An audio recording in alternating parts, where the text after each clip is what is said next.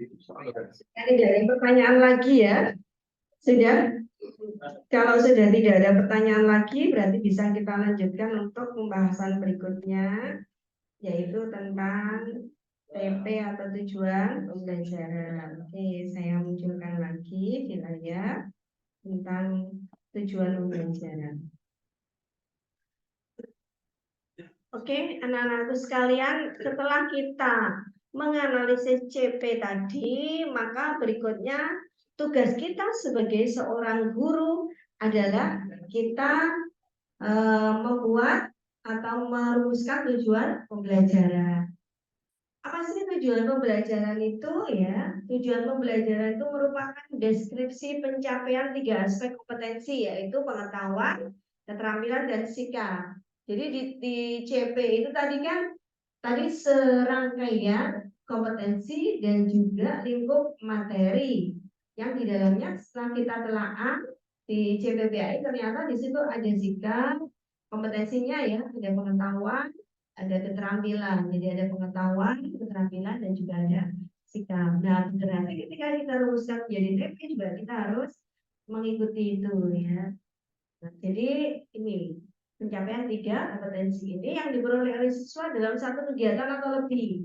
Jadi untuk TP ini nanti bisa diajarkan dalam satu kegiatan atau lebih untuk satu TP-nya.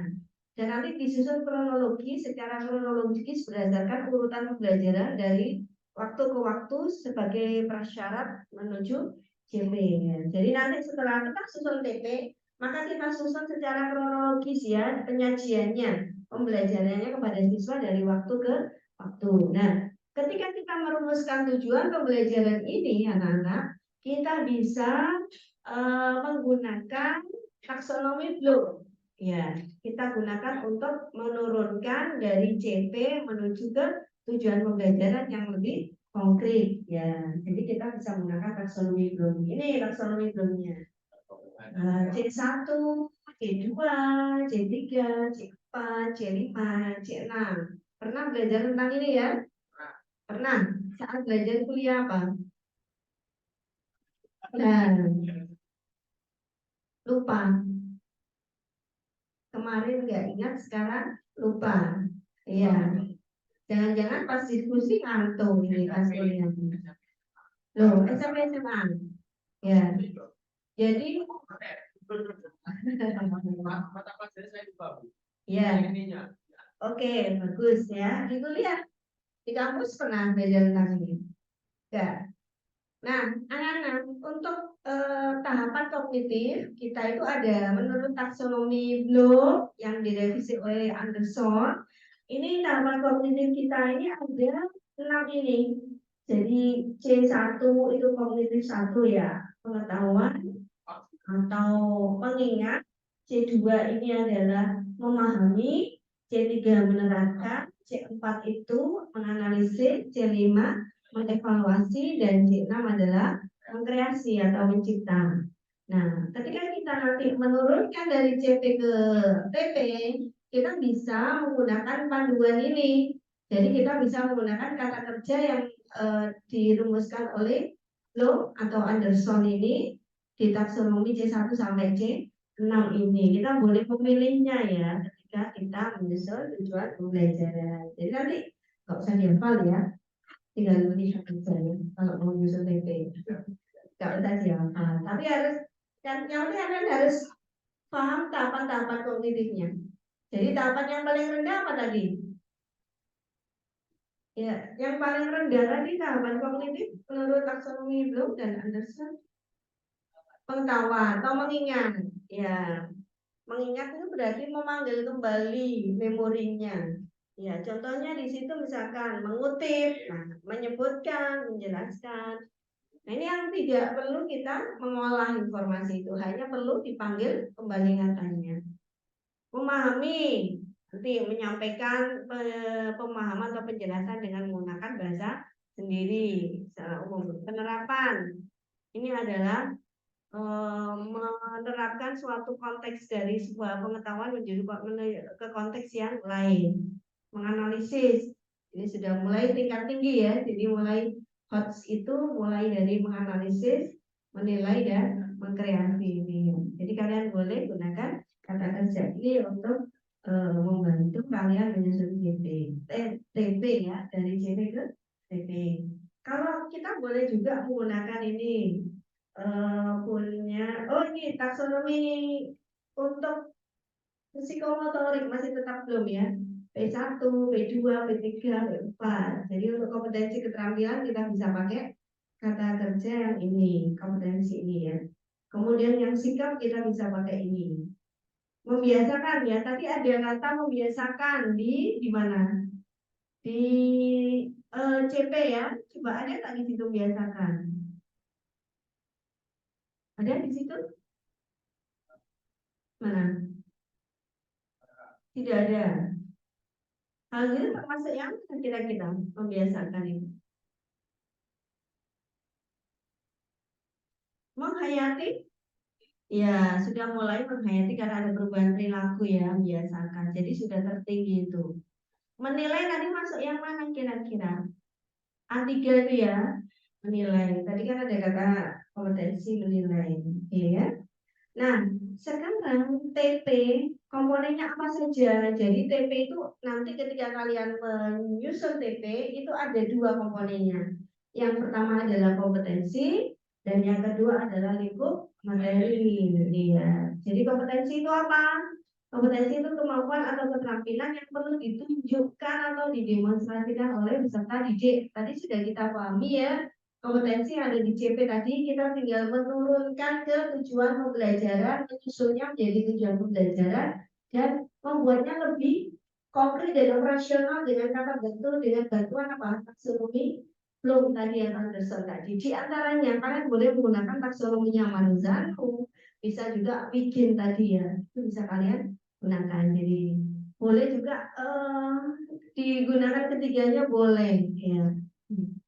Kemudian ketika kita menyusun kompetensi ini anak-anak secara konkret ya, pertanyaannya itu apa? Kemampuan apa yang perlu ditunjukkan oleh peserta didik. Jadi ketika ini apa jawabannya itu, oh kemampuan apa itu pertanyaannya ya, kemampuan apa yang perlu ditunjukkan oleh peserta didik setelah mempelajari atau dalam mempelajari materi ini, itu berarti kompetensi. Kemampuan apa? Mempraktekkankah, menjelaskankah, mendeskripsikankah, menggambarkankah, atau membuat kontenkah? Nah ini namanya kompetensi. Ya. Jadi kompetensi itu dipicu dengan pertanyaan itu. Kemampuan apa yang perlu dikuasai oleh peserta didik atau ditunjukkan? Jadi terus tahap berpikir apa yang perlu peserta ditunjukkan? Tahapan berpikirnya apa? Memahami dulu, baru menerapkan, baru mempraktekkan atau mengimplementasikan. Nah itu namanya kompetensi dari memahami, menerapkan, mengimplementasikan dalam kehidupan sehari-hari atau membiasakan, itu namanya kompetensi. Ya.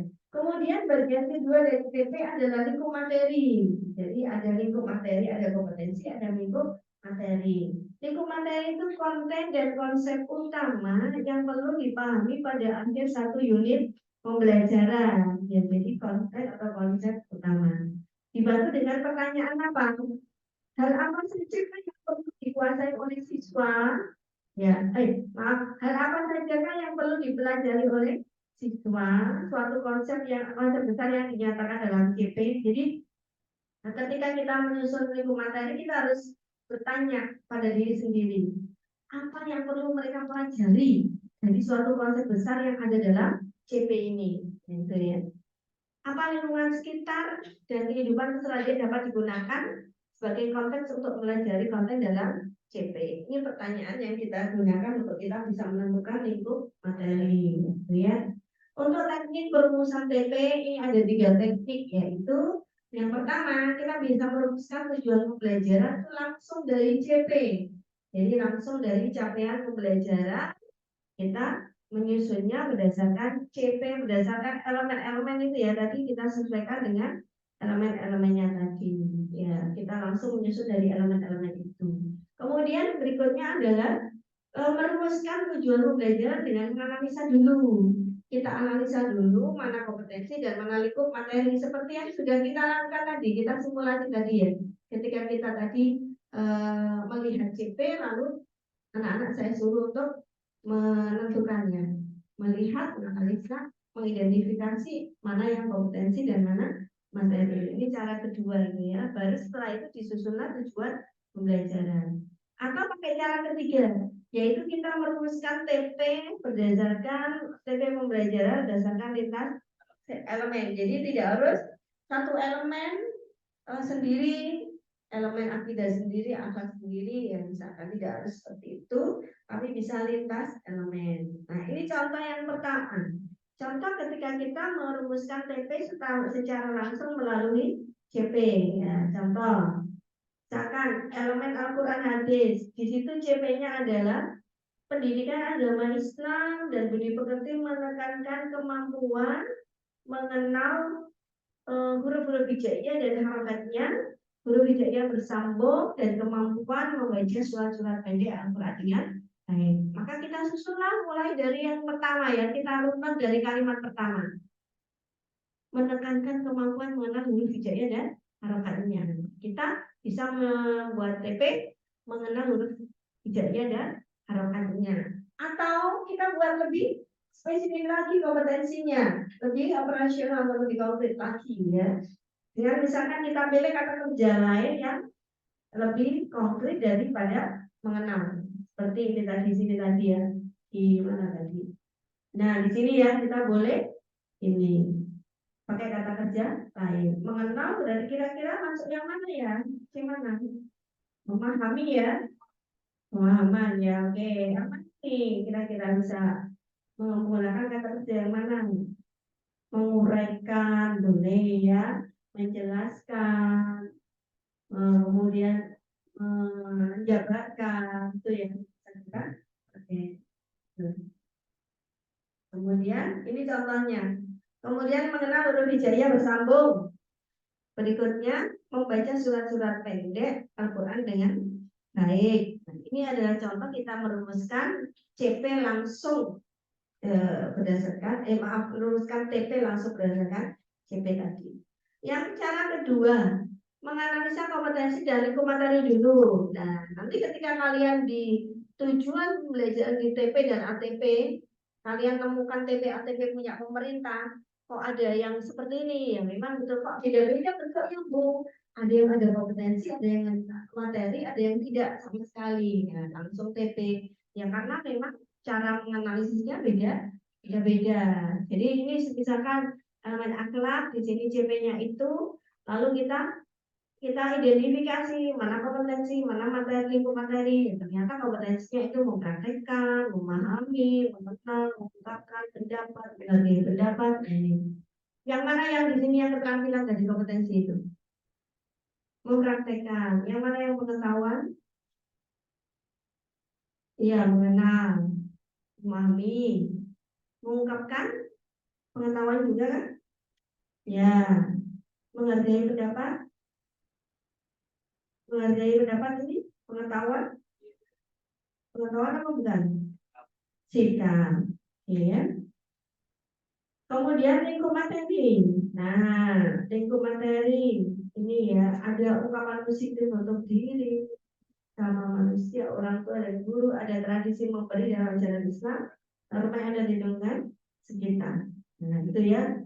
Tujuan pembelajaran, misalkan tadi kan ada kompetensi mempraktekkan ya, sama materinya ungkapan positif untuk diri dan sama manusia. Lalu kita gandenglah itu, praktekkan ungkapan positif untuk diri dan sama manusia, orang tua dan guru.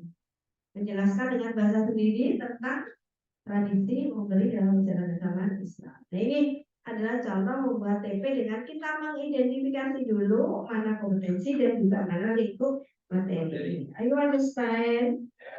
Yes. Oke, good. Kita lanjut ya berikutnya. Nah, cara yang ketiga merumuskan TP pembelajaran dan pembelajaran dengan lintas elemen. Nah, ini saya beri contoh untuk elemen mata pelajaran lain ya, bahasa Indonesia. Saya contohkan. Bahasa Indonesia itu ada elemen penyimak, ada elemen membaca dan pemirsa. Ketika di sini elemen menyimaknya itu belajar mampu bersikap menjadi pendengar yang baik, penuh perhatian. Di situ kemudian Ini di situ CP-nya. Kemudian berikutnya membaca dan memisah dalam setelah mampu bersikap menjadi pembaca dan pemirsa menunjukkannya terhadap teks yang dibaca atau dipisah. Setelah dia mampu membaca kata-kata yang dikenalinya sehari-hari, mampu memahami informasi dari bacaan. Nah, hanya kita rumuskanlah CP itu dari kedua elemen ini jangan bersikap menjadi pendengar yang penuh perhatian saat ada audio tentang diri dan lingkungan. Kemudian mampu menguraikan pesan-pesan dan informasi dari media audio, teks, aural, dan tentang diri dan lingkungan secara jelas. Nah ini apa? Dengan dua elemen kita jadikan TP ya. Oke. Nah ini adalah tiga cara menyusun tujuan pembelajaran. Kita akan coba cari contoh tujuan pembelajaran anak-anak sekalian yang sudah dari pemerintah. Ya, kita contohkan. Nah, sebentar.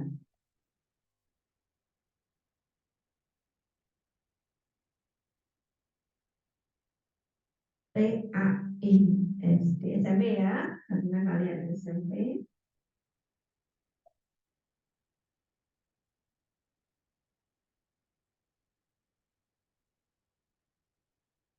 Oke ya, bisa dilihat ya.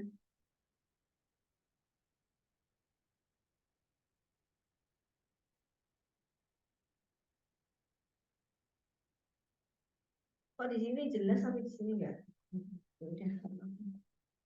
Ini adalah fase D ya, kelas 7, 8, 9. Itu adalah ini CP-nya, kemudian ketika dirumuskan menjadi TP, ini 7.1 ini untuk kelas 7 ya.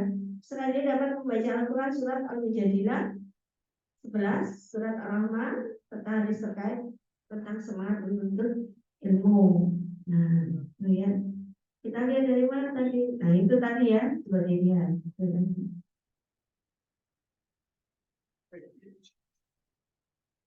Ini contoh TP-nya.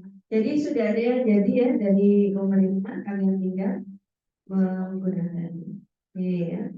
Baik, kita akan ganti ke topik lain, yaitu tentang ATP atau alur tujuan pembelajaran. Oke, kita lanjutkan ya tentang ATP.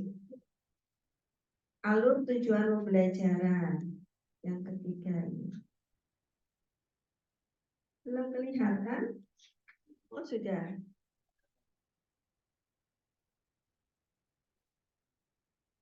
Kita sudah sampai ATP. Ada yang masih ingat ATP tadi seperti apa? Seperti apa di kurikulum Merdeka? Silabus ya. Jadi ATP itu seperti silabus. Apa bedanya TP dengan ATP kira-kira? Terus? Oke. Tahap-tahapnya. Kalau TP itu masih tujuan pembelajaran saja.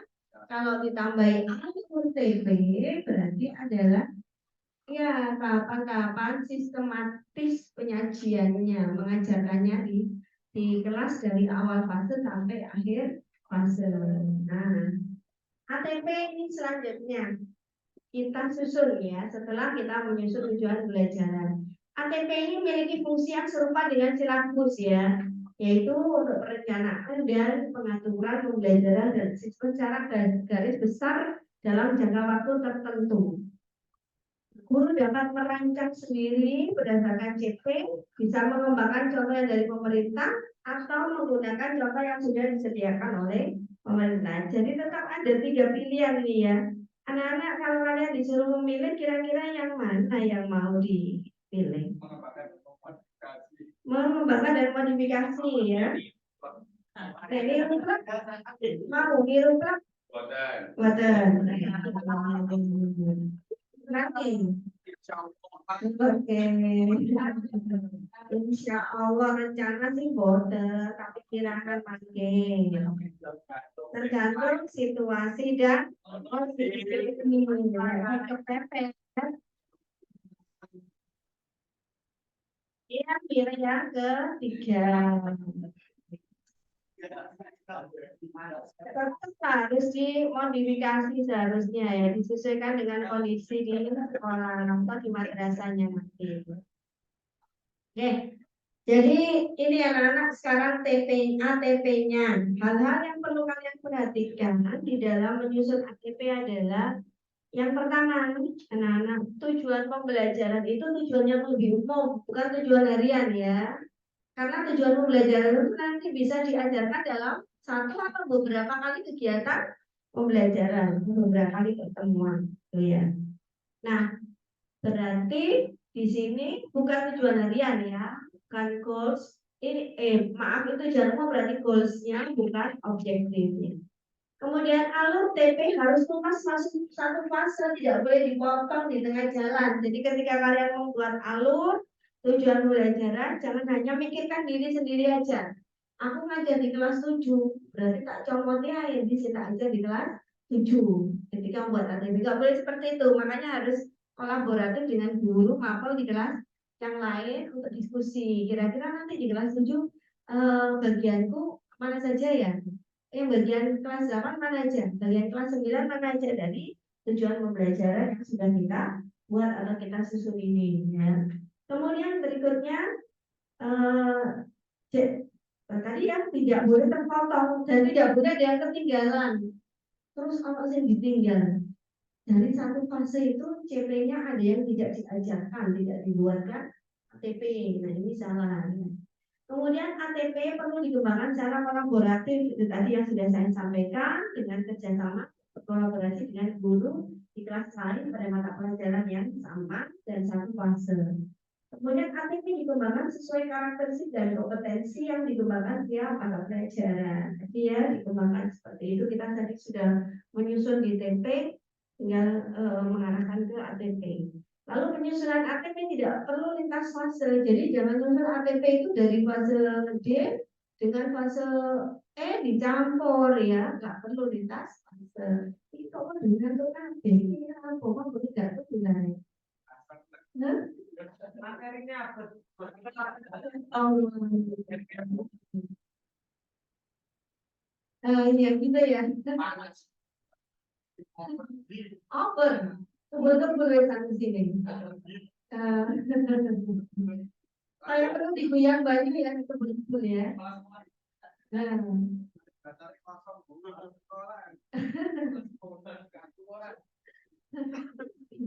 Nek nggak kanggo CC no ya. Kenapa ngantuk kan?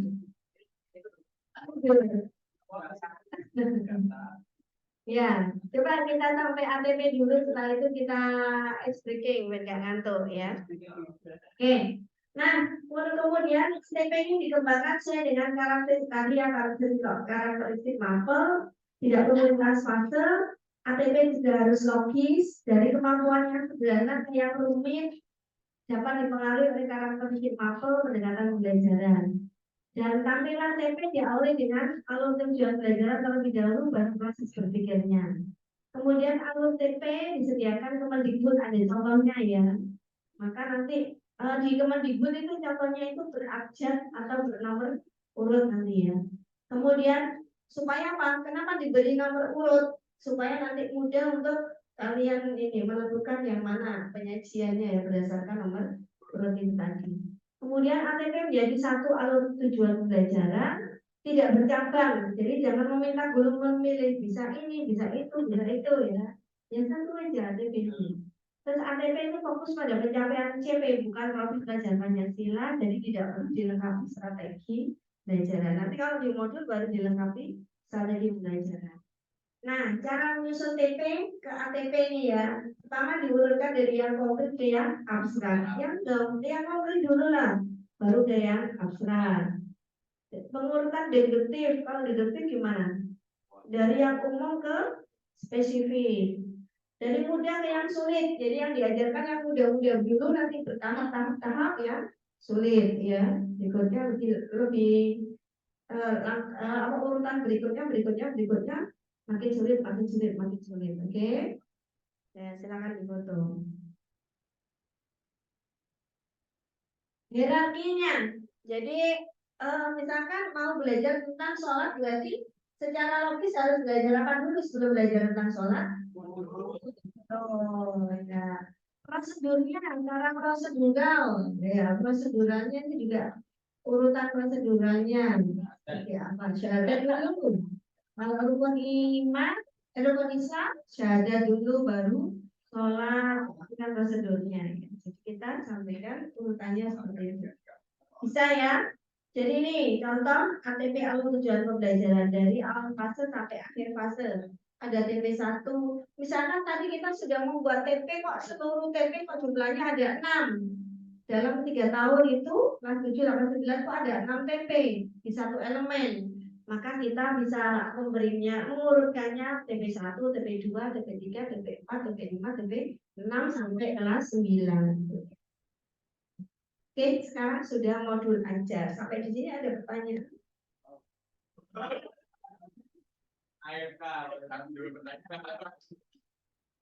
Gimana? Ada pertanyaan tentang ini? Oh, silakan bertanya.